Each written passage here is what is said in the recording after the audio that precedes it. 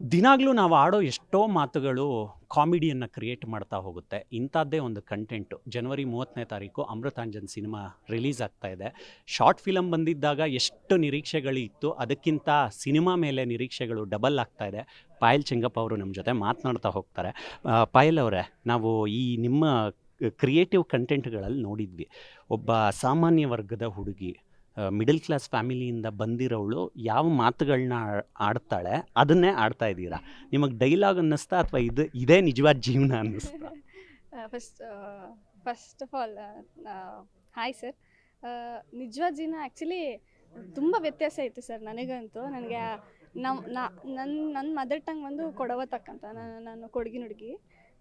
But Kannada ಚೆನ್ನಾಗಿ ಮಾತಾಡ್ತೀನಿ. ಅಂದರೆ ನಾನು ಹುಟ್ಟಿದ್ದು ಅಂದರೆ ಸ್ಕೂಲಿಂಗೆಲ್ಲ ಮಾಡಿದ್ದಿಲ್ಲೇ.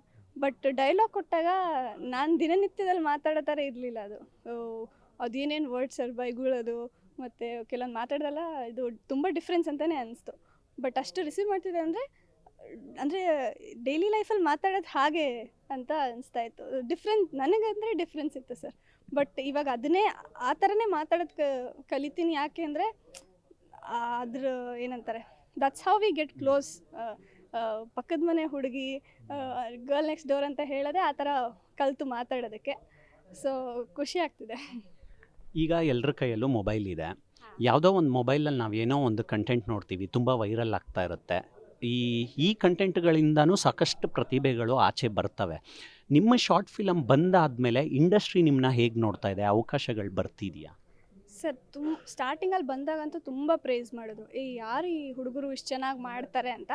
ಆಪರ್ಚುನಿಟೀಸ್ ಬಂತು ಕೆಲವೊಂದು, ಬಟ್ ಅಂದರೆ ತುಂಬ ದೊಡ್ಡ ಥರದ್ದು ಬಂದಲಿಲ್ಲ. ಬಟ್ ಈಗ ನೋಡಿದ್ರೆ, ಈಗ ಡೌನ್ ದ ಲೈನ್ ಇವಾಗ ಡಾರ್ಲಿಂಗ್ ಕೃಷ್ಣ ಸರ್ ಜೊತೆ ಒಂದು ಬ್ರ್ಯಾಟ್ ಅಂತ ಒಂದು ಮೂವಿಯಲ್ಲಿ ಅಪಿಯರ್ ಆದೆ. ಅವಕಾಶಗಳು ಅದೇ ಈಗ ಓಪನ್ ಅಪ್ ಆಗ್ತಿದೆ. ಆಗ ಅಂದರೆ ದೊಡ್ಡ ಪ್ರೊಡಕ್ಷನ್ ಹೌಸಿಂದಾಗಲಿ ಅಷ್ಟು ಬರ್ತಾ ಇರಲಿಲ್ಲ. ಬಟ್ ಎಲ್ಲರಿಗೂ ಗೊತ್ತಿತ್ತು ಈ ಹುಡುಗರು ಚೆನ್ನಾಗಿ ಮಾಡ್ತಾರೆ, ಯಾವುದಾದೊಂದು ಪಾತ್ರಕ್ಕೆ ಹಾಕ್ಕೊಳ್ಳೋಣ ಅಂತ. ಬಟ್ ಖುಷಿ ಇದೆ ಸರ್, ಇವಾಗ ಆಪರ್ಚುನಿಟೀಸ್ ಬರ್ತಾ ಇದೆ. ತೆಲುಗುವಲ್ಲಿ ನಮ್ಮ ಕನ್ನಡ ಕಂಟೆಂಟ್ ನೋಡಿ ತೆಲುಗಲ್ಲಿ ಆಫರ್ ಬಂದು ಇವಾಗ ವೆಬ್ ಸೀರೀಸು ಮಾಡ್ತಾಯಿದ್ದೀನಿ, ಕನ್ನಡ ಮೂವಿ ನಡೀತಾ ಇದೆ. ತುಂಬ ಸೋಷಿಯಲ್ ಮೀಡಿಯಾ ಇನ್ಫ್ಲುಯೆನ್ಸರ್ಸ್ನ ನಾವು ನೋಡ್ತೀವಿ, ಕಾಂಟೆಂಟ್ ಕ್ರಿಯೇಟರು, ಯೂಟ್ಯೂಬರ್ಗಳು ಒಳ್ಳೊಳ್ಳೆ ಕಂಟೆಂಟ್ ಕ್ರಿಯೇಟ್ ಮಾಡಬೇಕು ಅಂತಲೇ ಬರ್ತಾರೆ. ಕೆಲವೊಬ್ರಿಗೆ ಸಿಗುತ್ತೆ, ಕೆಲವೊಬ್ರಿಗೆ ಸಿಗೋದಿಲ್ಲ.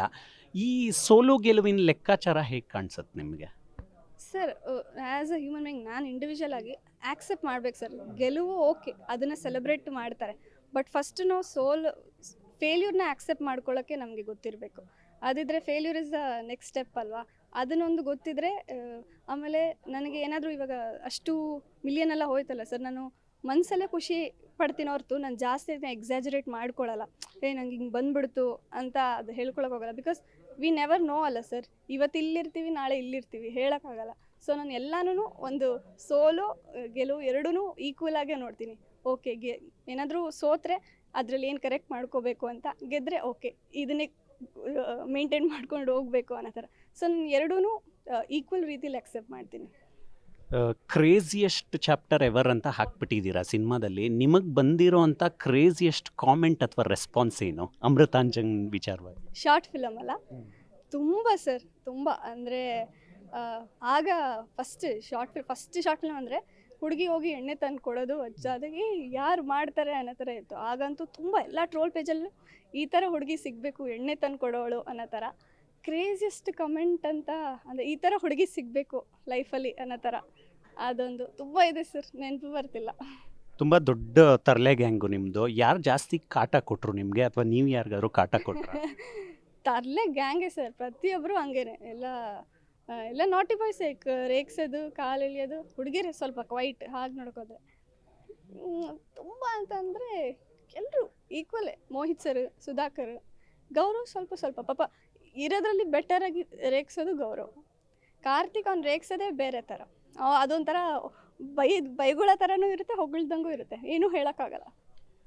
ತುಂಬ ಜನ ಕಮೆಂಟ್ ಮಾಡಿರ್ತಾರೆ ನಿಮ್ಮ ಕಂಟೆಂಟ್ಗಳಿಗೆ, ಪಾಯಲ್ ಥರ ಹುಡುಗಿ ನಮಗೆ ಸಿಕ್ಬಿಟ್ರೆ ಚೆನ್ನಾಗಿರುತ್ತೆ ಅಂತ. ಅಂದರೆ ನಾವು ಮಾಡೋ ಕೆಲಸಗಳಿಗೆಲ್ಲ ಸಪೋರ್ಟಿವ್ ಆಗಿರ್ತಾಳೆ ಹುಡುಗಿ ಅಂತ.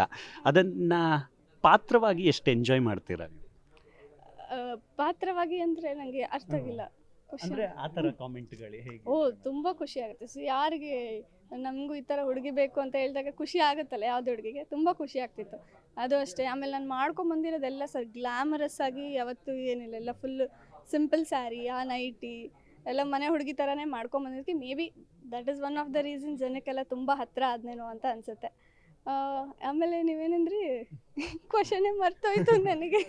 ಅಂದರೆ ಹುಡುಗರು ಏನು ಹೇಳ್ತಾರೆ ಅಂತ ನಿಮ್ಮ ಬಗ್ಗೆ? ಹುಡುಗರು ಅದೇ ಸರ್, ಆವಾಗ ಅಮೃತಾಂಜನ್ ನೀವು ಎಣ್ಣೆ ಎಲ್ಲ ತಂದ್ಕೊಡ್ಬೇಕಾದ್ರೆ ನಮಗೂ ಈ ಥರ ಹುಡುಗಿ ಸಿಗಲಿ ಅಂತ ಹೇಳ್ತಾ ಇದ್ರು. ಇನ್ನೇನು ಅಷ್ಟೇ. ತುಂಬ ಸಲ ಏನಾಗುತ್ತೆ, ಸಿನಿಮಾ ಎಲ್ಲರಿಗೂ ದಕ್ಕಲ್ಲ ಅನ್ನುವಂಥ ಮಾತಿದೆ ಇಂಡಸ್ಟ್ರಿಯಲ್ಲಿ. ನಿಮಗೂ ಒಂದು 5-6 ವರ್ಷ ಕೆಲಸ ಮಾಡ್ತಾ ಮಾಡ್ತಾ ಎಸೆನ್ಸ್ಗಳು ಗೊತ್ತಾಗುತ್ತೆ, ಯಾವ ಥರ ನಾವು ಪ್ರೆಸೆಂಟ್ ಆಗಬೇಕು, ಇಂಡಸ್ಟ್ರಿ ಏನು, ಆಳ ಅಗಲಗಳು ಗೊತ್ತಾಗ್ತಾ ಹೋಗುತ್ತೆ.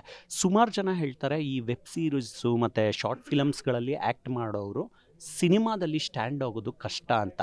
ಆ ಚಾಲೆಂಜಸ್ಗಳನ್ನ ಹೇಗೆ ತಗೊಳ್ತೀರಾ ನೀವು? ಹೌದು ಸರ್, ಅದಂತೂ ಡೆಫಿನೆಟಾಗಿ ನಿಜ. ನಾನು ಕೇಳ್ಕೊಂಬಂದಿದ್ದೀನಿ. ಆ್ಯಂಡ್ ಇವಾಗ ಸೀರಿಯಲ್ ಮಾಡಿಬಿಟ್ರೆ ಅಥವಾ ಶಾರ್ಟ್ ಫಿಲಮ್ ಮಾಡಿದ್ರೆ ಸಿನಿಮಾಗೆ ಬರೋಕ್ಕಾಗಲ್ಲ, ಅದಿದೆ.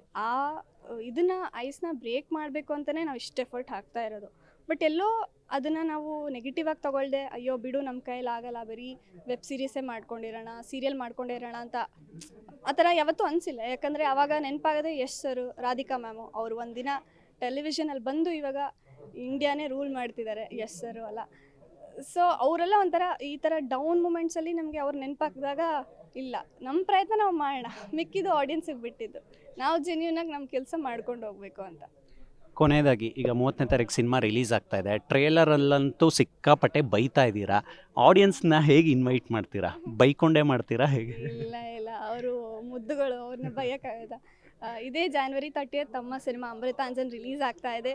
ಎಲ್ಲರೂ ತಪ್ಪದೆ ನಿಮ್ಮ ಫ್ರೆಂಡ್ಸ್, ಫ್ಯಾಮ್ಲಿ, ಕಸಿನ್ಸ್, ಅಜ್ಜಿ ತಾತ ಎಲ್ಲರ ಜೊತೆಗೂ ಬಂದು ಒಂದು ಸ್ಟ್ರೆಸ್ ಬಸ್ಟರ್ ಆಗಿರುತ್ತೆ ಖಂಡಿತ. ಇಷ್ಟು ಡೈಲಿ ಲೈಫಲ್ಲಿ ತುಂಬ ಸ್ಟ್ರೆಸ್ ಇರುತ್ತೆ ನಮಗೆ. ಒಂದು 2 hours ಆರಾಮಾಗಿ ಏನು ಯೋಚನೆ ಮಾಡಿದೆ ಆರಾಮಾಗಿ ಒಂದು 2 hours ಸ್ಪೆಂಡ್ ಮಾಡಬೇಕಪ್ಪ ಅಂದರೆ ಅಮೃತಾಂಜನ್ ಸಿನಿಮಾಗೆ ಬನ್ನಿ. ಆ ದಿನವೇ ಆದಷ್ಟು ಬರೋಕ್ಕೆ ಟ್ರೈ ಮಾಡಿ, ಆಗಲಿಲ್ಲ ಅಂದರೆ ಅಟ್ಲೀಸ್ಟ್ ನೆಕ್ಸ್ಟ್ ಡೇ ಬಂದು ನಮಗೆ ಸಪೋರ್ಟ್ ಮಾಡಿ ಪ್ರೋತ್ಸಾಹಿಸಿ. ಓಕೆ ಪಾಯಲ್ ಅವರೇ, ಒಳ್ಳೆಯದಾಗಲಿ ನಿಮ್ಮ ಜರ್ನಿಗೆ, ನಿಮ್ಮ ಸಿನಿಮಾಗೆ. Thank you. ಇವಿಷ್ಟು ನಟಿ ಪಾಯಲ್ ಚೆಂಗಪ್ಪ ಅವರ ಮಾತುಗಳು. ಕ್ಯಾಮ್ರಾ ಪರ್ಸನ್ ಲಕ್ಷ್ಮೀಕಾಂತ್ ಜೊತೆ ಮಾವಳಿ ಕಾರ್ತಿಕ್, ಕರ್ನಾಟಕ ನ್ಯೂಸ್ ಬಿಟ್.